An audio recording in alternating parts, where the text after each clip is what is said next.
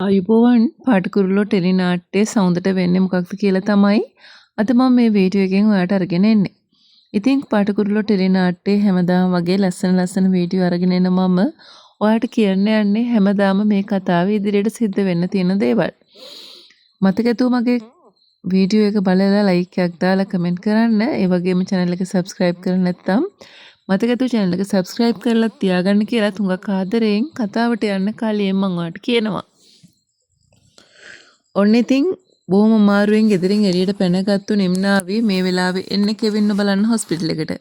කෙවින්ව hospital එකට බලන්න ආවට පස්සේ නිම්නාවිගේ හිතේ ඇත්තටම තියෙන්නේ මේ වෙද්දි බයක්නේ.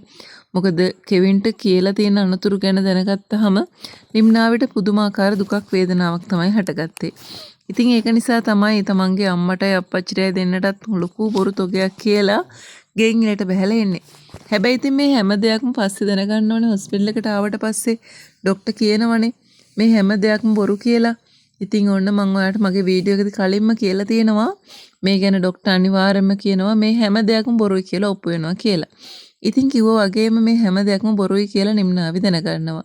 ඊට පස්සේ නිම්නාවි ඇවිල්ලා කෙවින්ගේ දුරකථන ඇමතුමත් හොරෙන් අරගෙන අතට අරගෙන අම්මටත් ඒ විස්තරේ කියලා තරහ වෙලා යනවා. ඉතින් ඇත්තට මේ වෙලාවේ කෙවින් නිම්නාවිගේ පස්සෙන් දුවගෙන එනවා. තමන් කිසිම වරදක් කරේ නෑ මේ හැම දෙයක්ම කරේ වෙන කෙනෙක් කියලා කියන්නේ. ඒත් ඉතින් මේ වෙලාවේ නිම්නාවි කෙවින්ට නම් හුම්කම් දෙන්නේ නැහැ. ඒකට හේතුව කෙවින් කරපු වැරදිත් එක්ක මේ වැරද්දත් කෙවින්ගේ පිට පටවන්න තමයි නිම්නාවි හිතාගෙන ඉන්නේ. ඔය හේතුවත් එක්ක නිම්නාවි කෙවින්ට පොඩ්ඩක්වත් සවන් දෙන්නේ නැහැ. ඒ වගේම තමයි ගෙදර ඇවිල්ලත් අනිවාර්යයෙන්ම අම්මා තාත්තා එක්කත් මේ විස්තරය ගැන කියන්න ඉඩ කඩ තියෙනවා.